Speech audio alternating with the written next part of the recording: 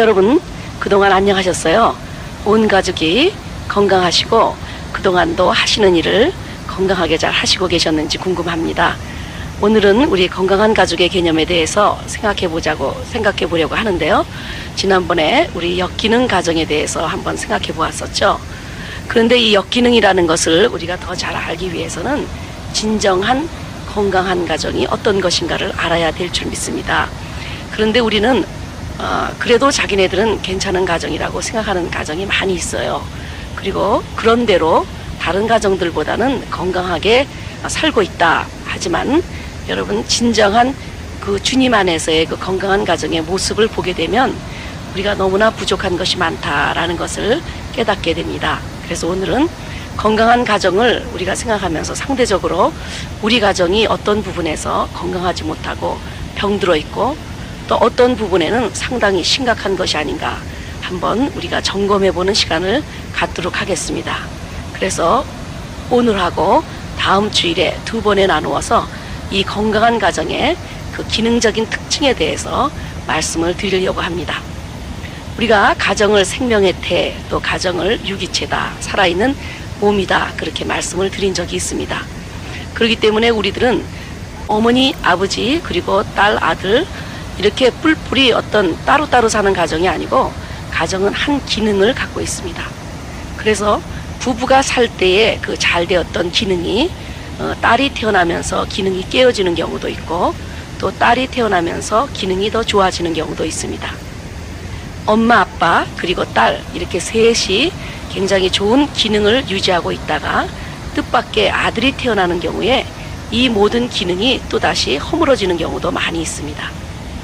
그 아들을 너무 귀하게 생각해서 엄마가 아들과 관계만을 갖고 또 딸을 무시한다든지 그래서 이렇게 편애가 일어난다든지 아니면 그럴 때 아빠가 소외감을 느낀다든지 그렇게 되면은 또 가정의 기능이 허물어지는 경우가 많이 있습니다. 그래서 가정이라고 하는 것은 어떤 역동성을 갖고 있어서 누가 누구와 만나고 있느냐, 누가 또 누구를 낳았느냐, 또 2명이냐, 3명이냐, 4명이냐, 자녀들이 몇 명이냐에 따라서 서로 다른 어떤 기능들을 형성하게 됩니다.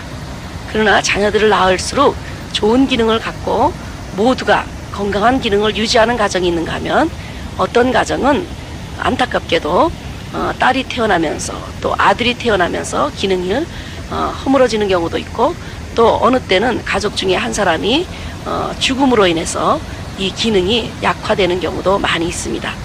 그래서 가정이라고 하면은 우리가 몸과 같다 그럴 적에는 모든 몸의 기능이 제대로 돌아가고 몸에 질병이 없고 그리고 건강한 그런 몸을 가질 때 우리 가정도 건강하다고 볼 수가 있습니다. 그러면 건강하게 기능하는 가족의 특징 중에 첫 번째는요, 긍정적인 세계관입니다.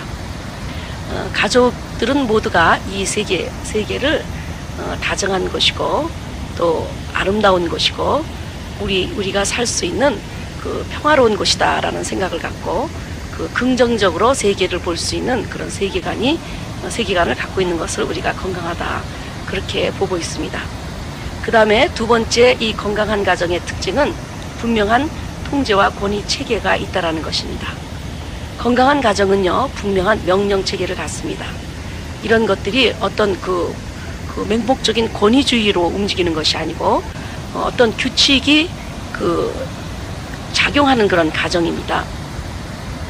그래서 모든 가족들이 서로 의견을 합쳐서 어떤 가족의 그 질서와 가족의 규칙을 세울 때 이런 것들을 잘 지킬 수 있는 가정들, 그리고 또한 이러한 계획을 세우는데 각각의 자신의 역할이 맡겨지는 그런 가정, 이런 가정들이 건강한 가정입니다.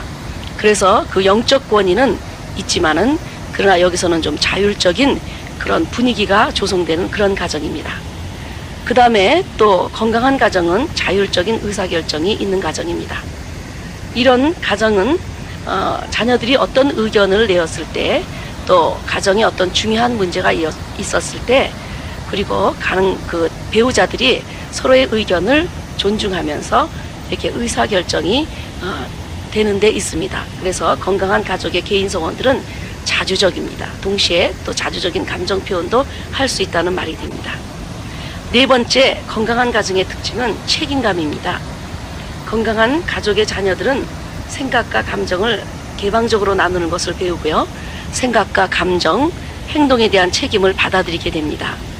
이들은 문제를 예방하고 해결하는 데 있어서 책임감을 갖고 그들은 자신의 삶을 함께 만들어가고 함께 선택하고 계획하고 행동하기를 요구하며 그리고 분명한 책임의식이 있고 책임을 감당할 수 있는 그런 구성원으로 이루어진 가정이 좋은 그리고 건강한 가정입니다. 그 다음에 또 건강한 가정은 객관적으로도 자기네 가정을 다른 사람들이 어떻게 보고 있는가를 잘 알고 있는 가정들입니다. 정말 그 건강하다라고 하는 것은 어떤 객관성입니다. 그러나 대부분 그 자기 자신에 대해서도 이렇게 보기를 두려워하고 자기 가족에 대해서 진실을 보기를 두려워하는 가정은 자신에 대해서 정말 그 어떤 셀프 컨피던스, 그러니까 자신감이 없는 그런 개인, 그런 가정이라고 볼 수가 있습니다. 그래서 이 객관적 지각이라고 하는 것은 다른 가족들이 우리 가족을 어떻게 보고 있느냐라는 객관성을 갖고 있는 그런 가정입니다. 그 다음에 여섯 번째로 건강한 가족, 건강하게 기능하는 가족의 특징은 효율적인 의사소통입니다. 건강한 가족들은요, 자기의 생각과 감정을 잘 표현할 수가 있습니다. 그리고 또 부정적인 감정보다 감정적인 감정을 더 많이 나누긴 하지만 상처받은 느낌과 분노도 나눌 수 있고요. 그리고 정말 그 어려울 때 아픔도 함께 나눌 수 있습니다. 또 효율적인 의사소통이라고 하는 것은요, 부모가 자녀들에게 귀 기울이고 그들을 칭찬할 수 있는 가정을 의미합니다. 이들 가족은 적절할 때 직면할 수 있습니다. 그리고 건강한 가족은 에너지가 넘치는 가족입니다. 정말 그 건강한 가정의 특징은 자율적인 의사 표현이고 또 자율적인 감정의 표현이죠. 그래서 말로 하는 언어이든지 말로 하지 않은 언어이든지 간에 그들은 서로 자기를 잘 소통하고 표현할 수가 있는 것입니다.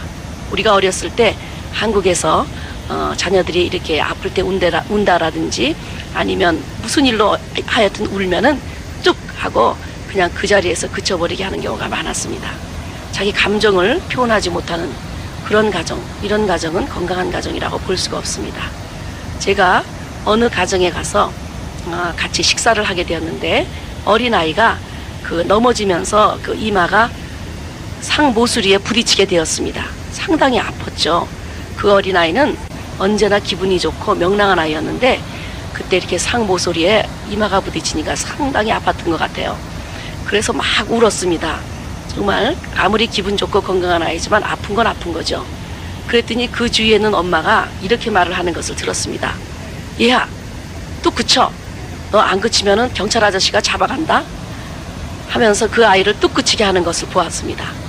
저는 그 말을 듣고서 왜 지금 경찰이 나와야 되고 경찰이 그런 아이를 잡아가야 하는지, 그런 말로 아이의 아픔과 감정을 그냥 즉시 중단해버리고 그 마무리를 짓지 못하도록 하는 거, 저는 너무나 엉뚱해서 한참 속으로 웃었습니다.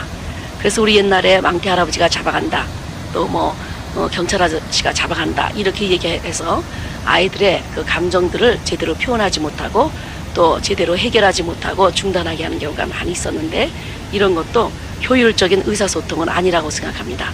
그래서 우리가 말로 하는 언어, 서로 만지면서 하는 언어, 그 다음에 또 선물을 통해서 하는 언어, 또 말이 없이 하는 언어, 그리고 또한 감정으로 표현되는 이 언어 소통, 이런 것들이 건강하게 되는 가정, 이 가정이 바로 건강한 기능의 가족입니다.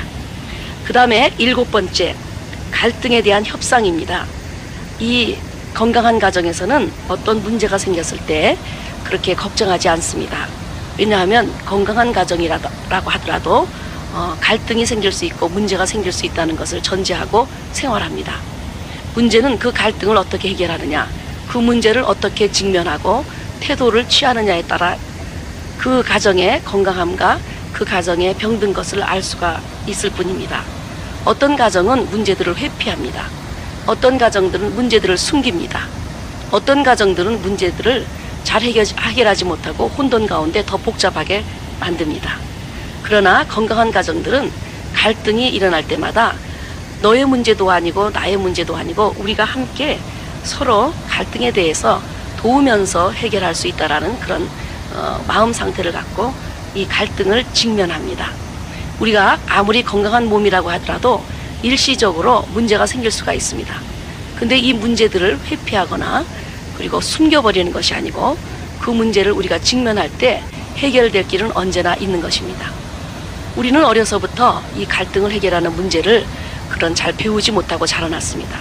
특별히 한국 가정에서는 그러한 경향이 많이 일어났는데, 특별히 그 부모님들이 우리들이 무슨 문제가 생기고 또 갈등을 겪고 있을 때 그 갈등을 어떻게 해결하느냐를 가르쳐 주지를 못했습니다.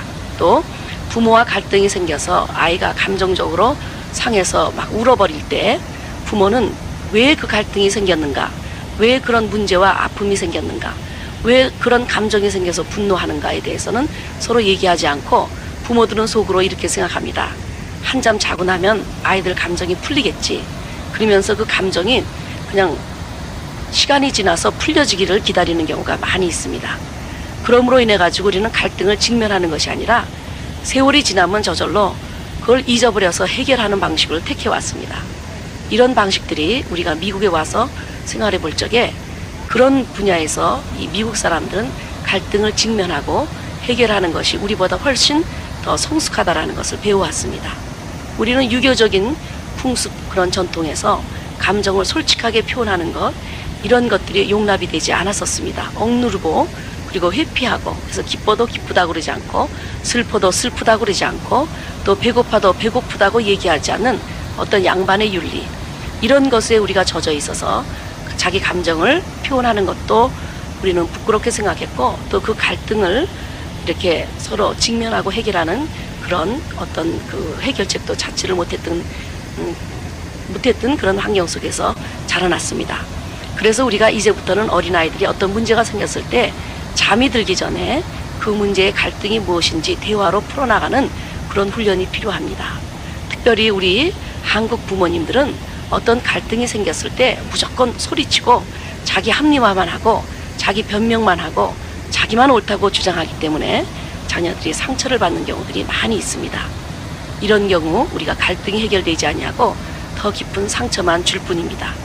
찬찬히 대화로 합리적으로 또 이성적으로 우리가 잘 그 문제들을 풀어나갈 수 있는 능력, 이것이 건강한 가정의 특징입니다. 이것은 마치 우리가 몸으로 비유한다고 할 적에 어떤 바이러스가 침입했을 때 잠시 우리가 공격을 받기는 하지만 그 안에 면역 체계가 이것을 능히 이기고도 남는 것과 똑같습니다. 우리 가운데에 면역 체계가 튼튼하다고 한다면 우리 갈등에 대한 협상은 잘 해결되리라고 봅니다.